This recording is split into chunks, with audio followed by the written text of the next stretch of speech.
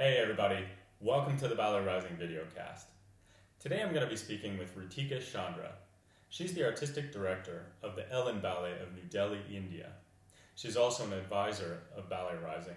In fact, it was her story of growing up in India and studying ballet abroad as a child and now trying to create a classical ballet company in her country that really inspired the creation of Ballet Rising. Let's welcome her to the videocast.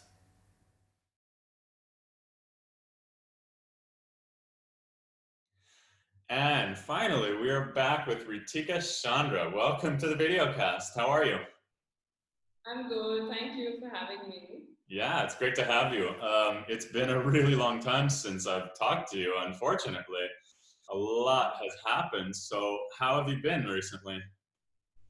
I've been good. Things are pretty okay. Thankfully, me, my family, friends, and all are safe from whatever's happening in the world. So grateful for that. But it's picking up. So Hmm. it's just we don't know when it's going to end. So it's just sort of like a waiting game here. Yeah. Yeah, because well, so for those of you who don't know, Ritika Chandra is one of sort of the found, I guess, the inspiration behind Ballet Rising.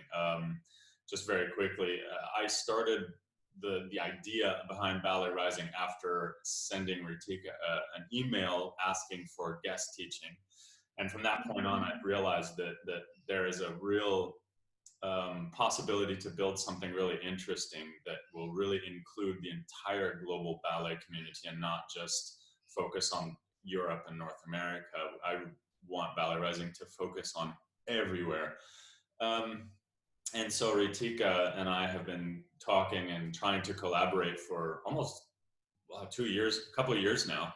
It's been as Ballet Rising slowly built. Unfortunately, it's been building a lot slower than I wanted, but it is getting there slowly. So anyway, Ritika, you're based in New Delhi, India, and you are the artistic director of Élan Ballet. Yes.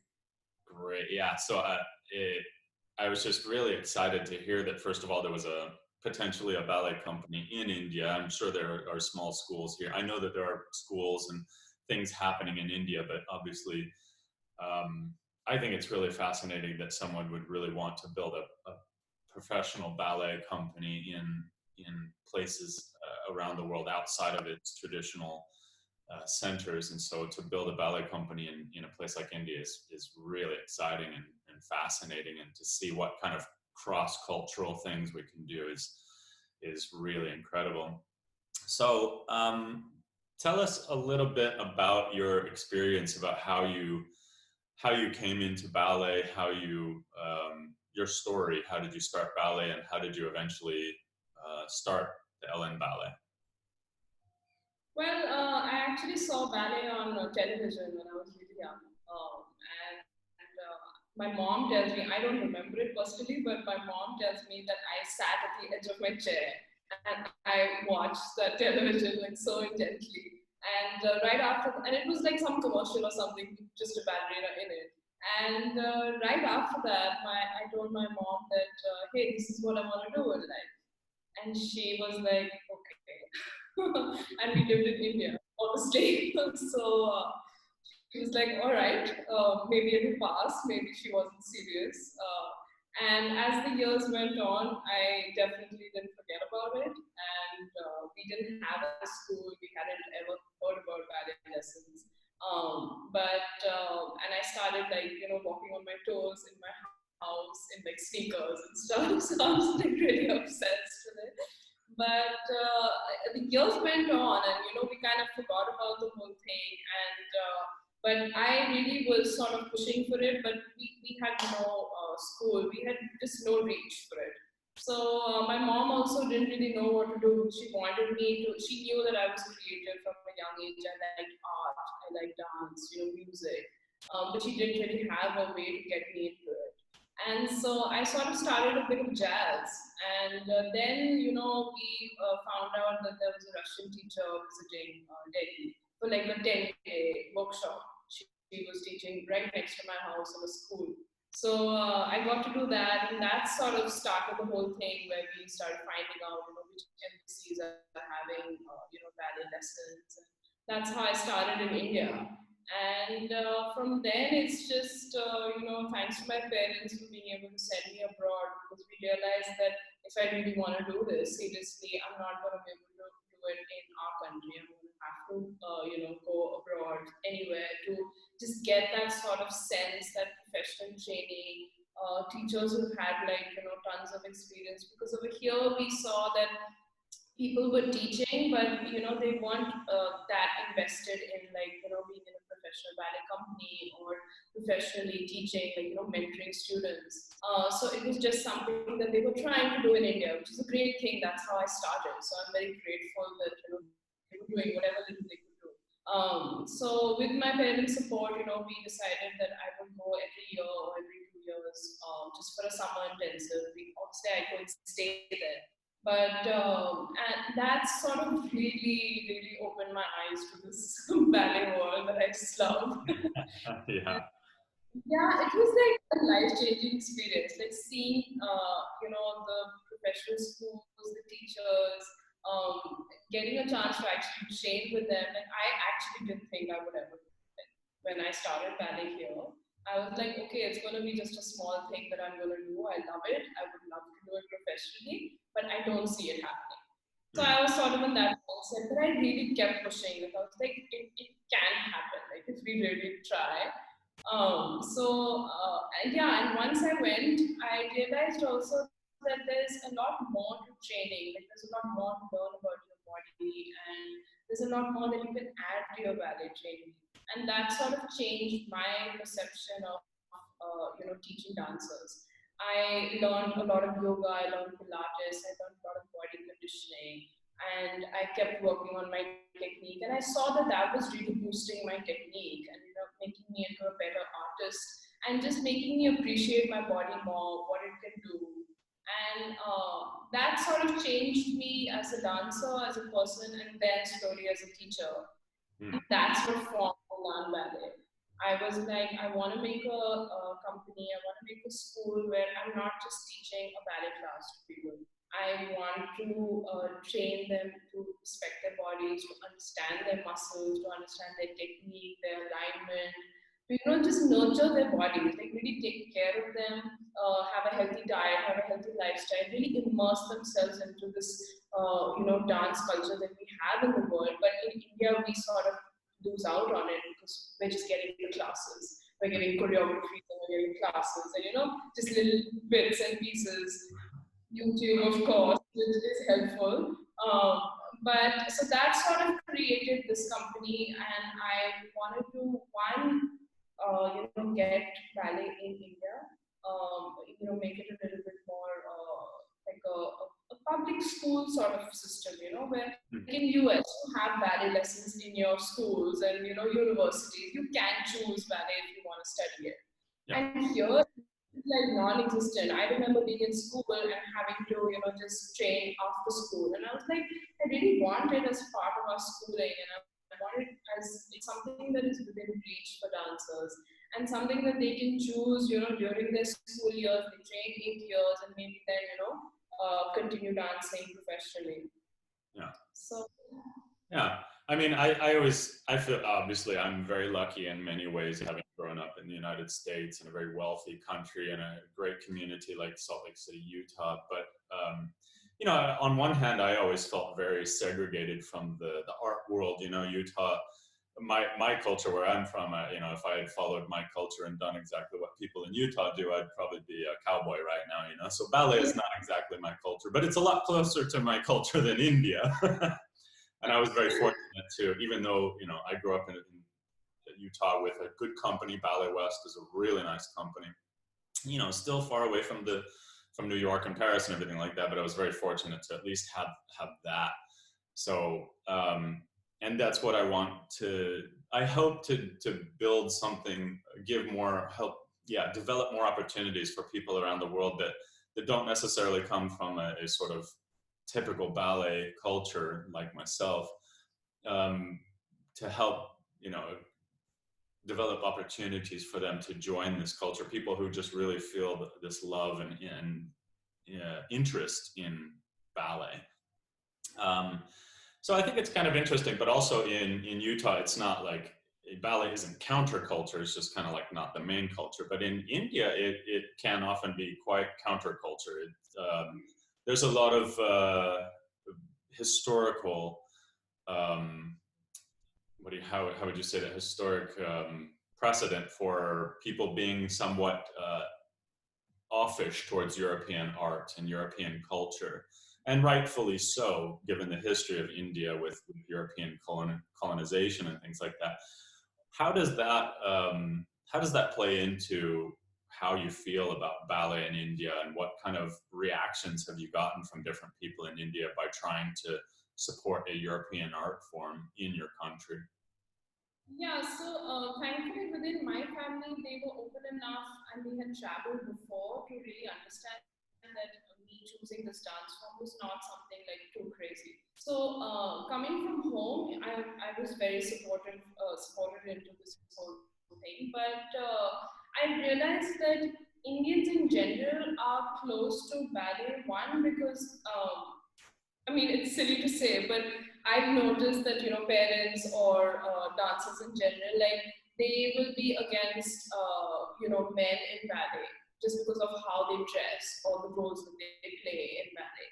And I've had to actually talk to some parents and sort of educate them, sit down with them, and be like, it's fine, it's acceptable for men and women to do this, and it's their role. They play a role in it the way females play a role in it.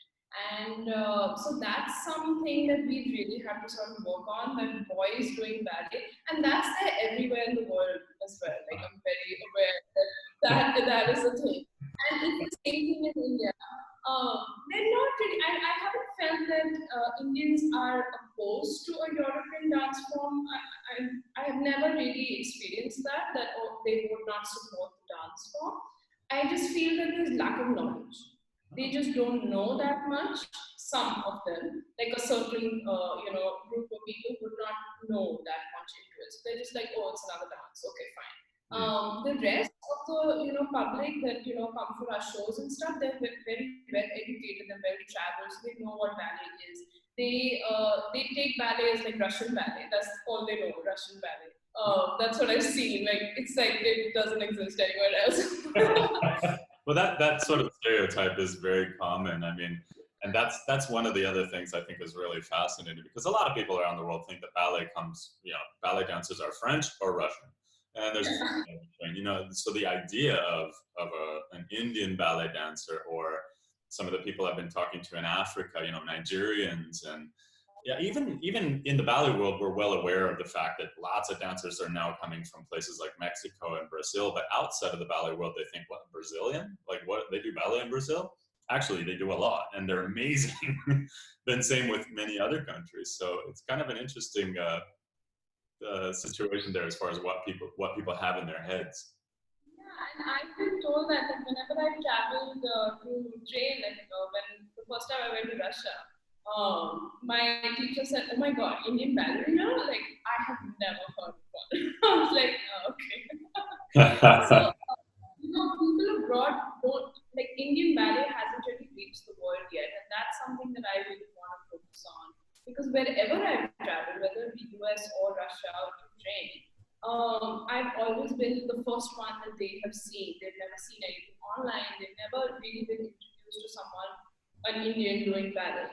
And that's something that, over the years, I really want to change. I want people to just know that, yeah, India has ballet too. And, maybe it came to them late, but they can do it. And, they're good at it. They're good schools and good companies, and, we want to collaborate, we maybe do shows with them. So that's really something that I would like to work on, and, not be the only one that, shocks people that, yes, I do ballet in India. Well, the thing about ballet too is it's not particular to one culture. It's not like one culture that naturally does it better. It did sort of grow naturally and organically out of a European culture, but now we're finding, I mean, look at these dancers coming from Cuba and other areas, and now there are you know, there was a BBC documentary about the Billy Elliot of India, and he's a young kid from Mumbai, and really talented. So ballet isn't particular to one race or one culture. We all feel a sort of connection with it. It's a more of a personal thing. And so, yeah, I think I hope that Ballet Rising can sort of play a little role in breaking these stereotypes that ballet is very much, can be just as Indian as everything else, you know. But it'll be interesting to see how that plays out over time. One of the things I think has really been interesting for me to talk to you, and I've had small discussions with other people, is what do you see as the future of ballet? Yeah, like do you? I think it's really interesting to see how ballet style changes over time, because it obviously started in France, but now we have a French style, we have an Italian style, we have the Russian school, we have the English school, we have the Danish school, and then more recently we now have the Cuban school, which is a very strong school. We have the American style, which is a little bit more recent. Someday, I'd love to fantasize and see what will happen in India. Will we see the Indian school of ballet that just has its own little Indian style and touches to it, the same way the Italians do and the Danish do? I've thought about that as well. It is something that I, work on every now and then, and I do feel that it's highly possible, because Indian body types are very different. When I've traveled and I've seen other ballet dancers, their body type is different than the ones that we have here. Even from kids, if you see, to adults that come in, there's a completely different body type, bone structure. Everything is a little bit different. And I feel like if I mold ballet training to that, it can really help promote Indians in their own bodies and let them, train in ballet and get a little bit of our style and into it. So I feel like that is something that I would, be interested in working towards, and it will, because as of right now, I feel like sometimes whatever I've learned abroad, I have to modify it a little bit to be able to teach it to my students, because I feel like it is maybe too strong or too foreign, for their bodies right now. So I kind of tweak little exercises, I tweak little things, in class, any conditioning exercise or not, and I mold it towards their, training, when they started ballet, how their body type is, what their strength is, have they been athletic their whole life, everything. The way regular ballet teachers do, but a little bit different, because India has not seen this art form, so it's completely foreign. We don't do turnout at all. It's not been there in the country to keep, to see other dancers and, practice when you're little. It's just not there. So suddenly, if I get like a adult student come into class, like everything is foreign to them. I would really like to change the training that I know and modify it to dancers over here who never, even tried ballet as a child. Say they come to me as an adult, everything is foreign to them in class. So I want to modify it in the sense that I'm not really teaching like a classical ballet technique class the way it's supposed to be taught, but kind of modify it and like change it, give them exercises in between, give them, really simple things to work on that will, one, make them fall in love with ballet, and two, make them really understand their bodies. And because I've seen some dancers come to me with that pressure that, oh my God, we've seen this class or we've seen this dance on YouTube, and like, how are they like that? Or how do they do it? Like, Yeah. And I'll just sit them down and be like, yes, I'm going to be a therapist here. Forget, I'm not a ballet teacher. Forget ballet right now. I'm like, let's just sit down and have a chat. I'll tell them that, just forget about that. Like, learn to love your body, who you are, and just forget. That dancer may have started ballet at 3, and maybe they've had a school, a teacher, and you don't have to feel bad for not having that. And you can learn at any age. Just take it as you go. And just number one thing that I train my dancers is to just respect their bodies, because during my training I was never taught that. I learned that as an adult. To really respect and train correctly and everything like that. So any dancer that I teach, whether they're a child or coming into ballet, never done it. They've never maybe danced before and they want to do ballet, or they're into jazz and contemporary, they come into ballet. I'll be like, focus on your body first. Forget the steps. Go internally, just figure out your muscles, figure out how to strengthen certain areas, and then enjoy it, enjoy the grace of it, and then later comes the technique and everything. Just enjoy the music, being graceful, just moving around in class. Just don't care what you look like, don't care what the other person is doing, don't care what's online, like nothing. And so that's something that I want to focus on, and just like we talked about, like modify into our Indian body type, our Indian culture, how athletic we are in our daily lives, and just well, play to your own strengths. I think that's incredibly important, that people be the best of them, the best selves they can be, because we all do it. We're surrounded in a room full of other people, and we're all in tights, and we can see who's got the good bodies and what we think are the bad bodies, and we look at ourselves and we go, oh my gosh, I'm never going to be that. It's one of the hardest lessons to learn, is to be your best self. We always want to compare ourselves to other people, and it's so easy to do given the circumstances, but you have to learn how to be the best within yourself. I don't know how better to say that. And that doesn't mean you can't push your limits. You definitely explore your own limits and your own abilities, push them further and further and further every day. But at the end, you've got to learn to be content within yourself, and know that you have your strengths, and that some of your strengths are probably better than that person's, or maybe your weaknesses are this or that, but we all have to find who we are. I think what's also interesting too is I've been speaking to Dirk Badenhorst, who's from South Africa, and he's really he's teaching a lot all through Africa, and he's found that the Cuban school, because a lot of the Cuban dancers are of African descent, that he's really trying to push the Cuban style in Africa, because he feels that it suits a lot of their body types better.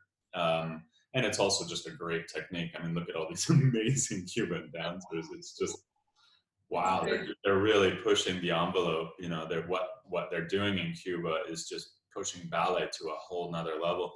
So it's interesting to see how different styles get incorporated to different body types. And even within India, you have a tremendous number of, it's not like there's one style of people in India. You have so many different cultures and so many different kinds of people throughout India. It's such a massive country. But I'm curious to see, like, how about the artistic side? How much of some of the traditional styles of dance in India do you think you would incorporate? Because I always speak from my own experience, and obviously the father of American ballet is George Balanchine. And he incorporated a lot of sort of Broadway and things that were very American into the American style of ballet. How much of Indian traditional dances would you want to collaborate with and sort of infuse into a sort of Indian style? That's actually a great idea. I have explored, a little bit of fusion here and there. I want to eventually, invite classical Indian teachers and bring them into Élan Ballet and sort of, work with them, so that I'm not doing it on my own. I want people who are really into Indian classical, because I have not trained in Indian classical ever. I just started with jazz and ballet. So I trained a little bit in school, just as the dance classes in school, but it was barely anything. So I would like to invite them into the company and sort of speak to them and see how we can infuse the two, if it would work, if it won't. And I feel I also want to create a new Indian ballet. We have Lava there, but I've had this on my mind, and it's been eating at me, that I want to create another story, another Indian story, maybe focusing on a different issue or a different part of history of the country. So something like that, and then bringing in, like you said, bringing in Indian classical, bringing in, a ballet, and sort of creating like a new story, a new cultural experience for the audience. Because we've seen like a mix of Bollywood, we've seen, Indian classical fusion, but no one's really sort of merged it. And ballet contemporary is like super popular, but no one's sort of taken in something else that's classical into ballet. Hmm. And Indian classical is beautiful. I mean, we have like from central northern India classical dances, and southern India the classical dances are absolutely stunning. You saw the one when you came to it. That was amazing. I loved that performance. I mean, it's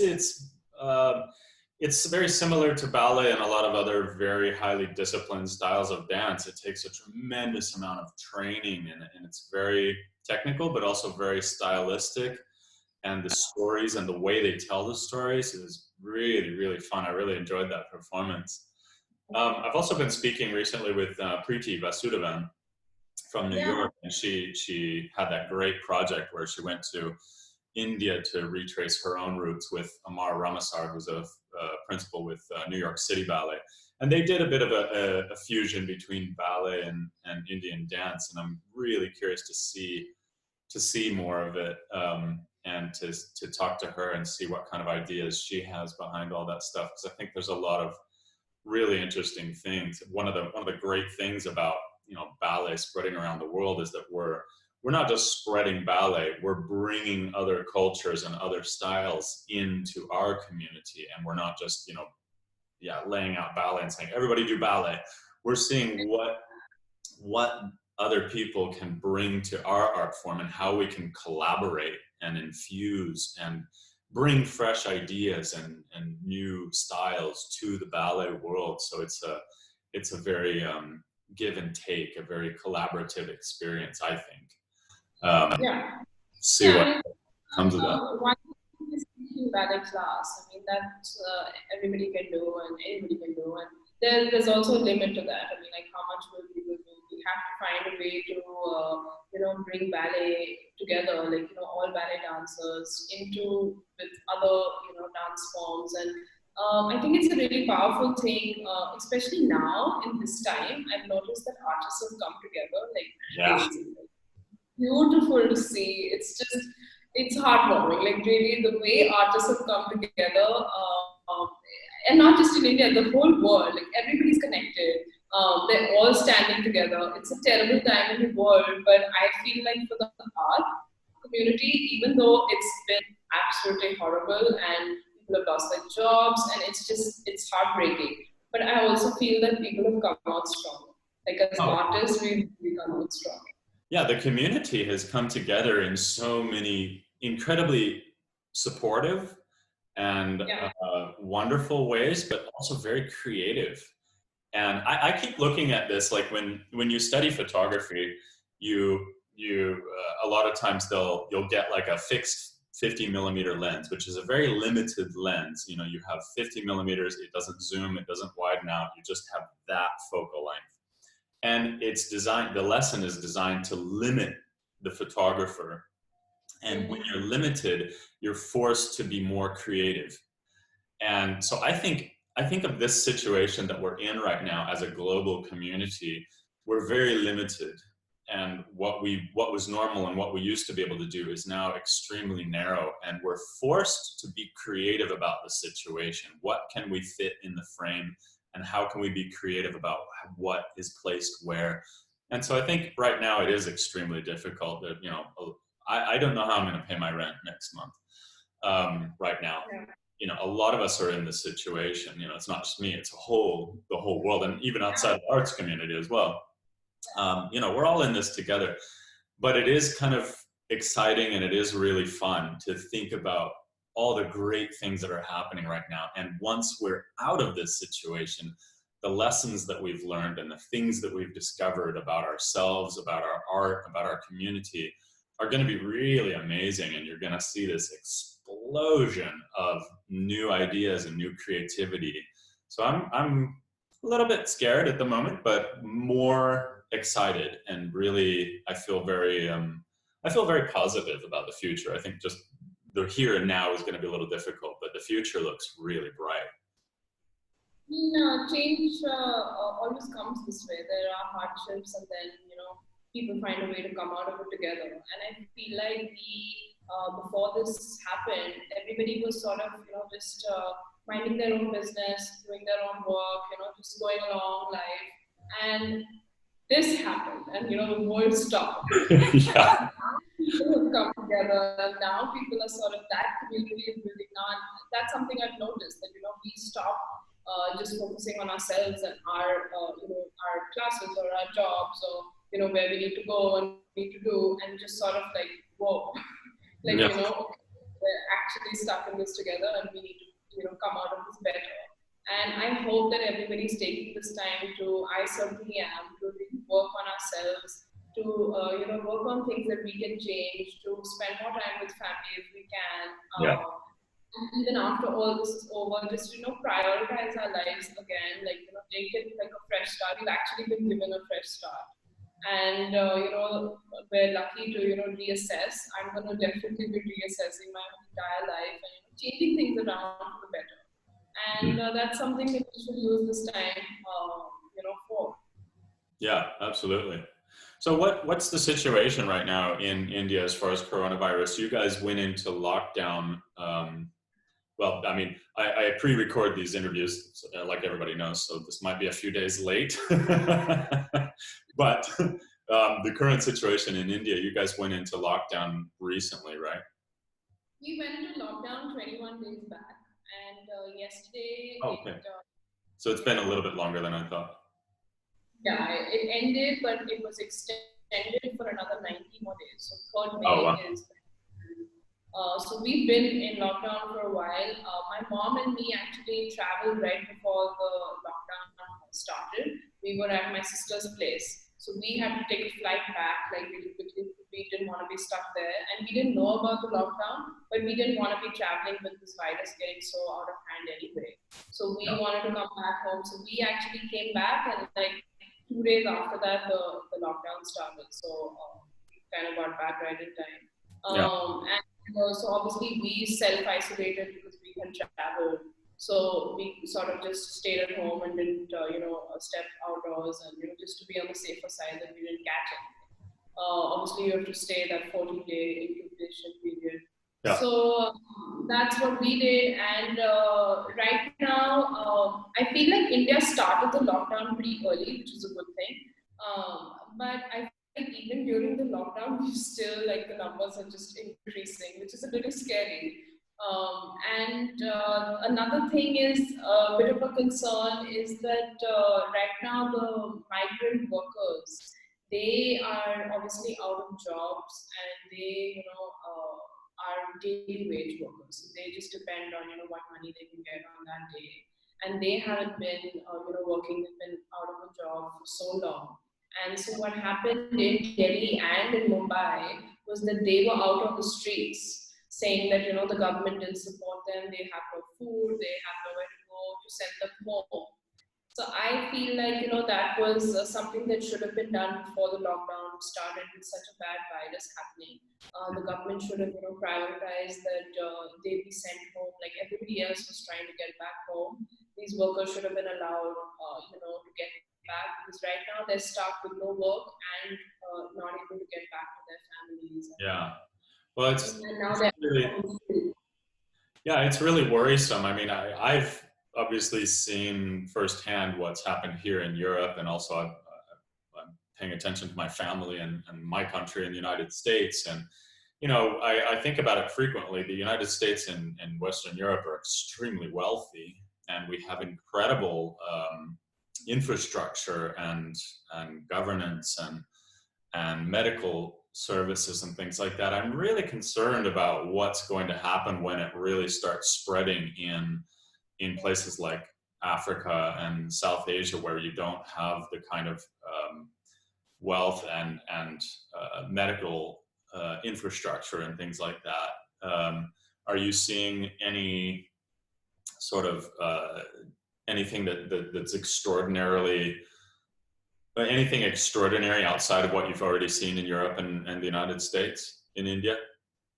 I feel like I just this morning I watched a documentary on BBC saying that India is we don't know if the numbers are accurate because we don't have enough of the test kits. Apparently, two doctors have come on the documentary, and they obviously don't want to be out there with their names and stuff known. But they have stated that the situation is pretty bad in the hospitals and that they're not getting adequate kits to even test people. So many people with symptoms are coming in and they're having to let them go because they're not that symptomatic or something like that. And the doctors are saying that this is going to spread because if we don't have the infrastructure and the amount of kits that we need, and we have to only prioritize like really sick patients and only test them, then it's letting those people go out and infect others. So that's a little bit concerning that I don't really know, like, do we have enough infrastructure and support to actually get through this, or is the government, I feel like, I don't know, I feel like is the government sort of not really showing the true picture, just to keep people calm and not have riots, because in India riots can easily start. Yeah, because you guys were also facing some civil unrest prior to that due to various other things on top of already then a global pandemic hit. So yeah, and we don't have enough respirators and face masks here in Europe or in North America either, and which was quite shocking. But we have the ability. I mean, I'm seeing it right now in the United States. Ford Motor Company is now designing respirators, and some of the ballet companies and opera houses around the United States and Europe switched. The costume shops have been making face masks. Yeah, I mean, it's like a huge effort, and it's quite inspiring and incredible to see. I just hope that places like India and some of these other places around the world who don't have the industry that we have in the United States and Europe, how that's going to play out and how people are going to cope with the situation on top of already the social unrest that's been happening. Yeah, I mean, another concerning thing is like the slums in Mumbai. I mean, they started getting cases over there, and that's something like, how can you control it? Like, you can't practice social distancing at all over there. People are living so close to each other. I mean, people literally live on top of each other in places like that. I mean, I'm thinking also of like the favelas in Rio de Janeiro. One of the first things I thought of was you have families of 10 people living in these teeny little rooms together. They can't social distance from anybody, and they don't have big refrigerators or space to stockpile food. They have to go to stores. They have to interact with people. They live on top of each other, and I'm trying to imagine what's going to happen now with something like this. It's a little bit frightening, and we don't have the answers. I mean, we're talking about art and ballet and stuff like that, but there's obviously some really big issues, and it just kind of really waiting to see what's going to happen and what, I don't know, maybe the arts community can play some kind of a role in that, even if it's just something simple like making masks, costume shop making masks. That's just a beautiful, wonderful thing, and maybe it doesn't make a world of a difference, but it makes a little bit, and I guess every little bit counts. So yeah, I guess. So, I mean, Yeah, go ahead. Yeah, so I was saying everything is going to ultimately make a difference. It's just something that, any little thing that people can do is going to help another. I mean, people are starving over here. Like, they really survive on that daily income. And you can't expect them to like stock up on food and just keep stuff for like a month. I mean, they don't have those needs. So we are actually lucky to, just be able to, just stay home and stay safe. And I'm extremely grateful for that. But my heart goes out to those people who literally live day by day, and you can't expect them to social distance. You can't expect them to stock up on food. And everybody has kids; they have others to think about. And it's so much more worse for those people than it is for us who, we're just to stay safe, staying home.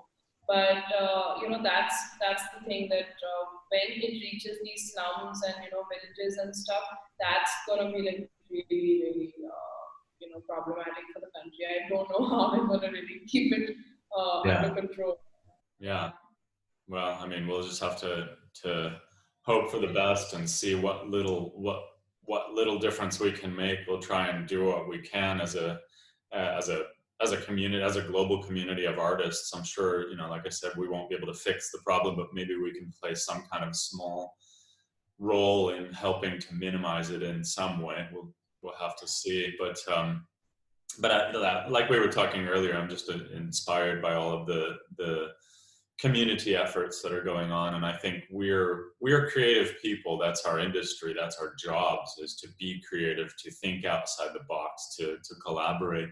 So hopefully we can come together and play a role in this situation. But yeah, we'll have to find out.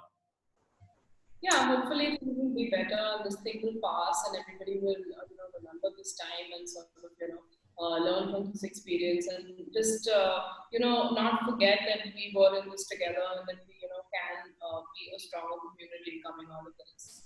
And I hope, I'm just being positive here, but I really hope that we come out of this stronger and just take care of each other a little bit better and just stay in touch more. Like these small things really make a difference. And I feel like something like this will always teach people that they need to reassess, like I said before, and just come out of this with a lot of togetherness. Absolutely. I think that's the best way to say it, is just come out of this with a lot more togetherness. And I think that's happening. Well, it was fantastic to finally catch up with you again. I hope to be speaking to you more frequently here in the future. It's been amazing to have you as a big part of the inspiration behind Ballet Rising, and we're going to keep it that way. So I'm hoping to probably make another trip back to India as soon as possible, probably this year sometime, maybe around the 2-year anniversary of my last trip. We'll have to see how travel is going here in the future, but it was really nice to speak with you again, and yeah, stay healthy and stay strong, and let's talk again soon. Yeah, you too. Just stay safe as well. And it was great talking to you. Great. Take care. Ciao.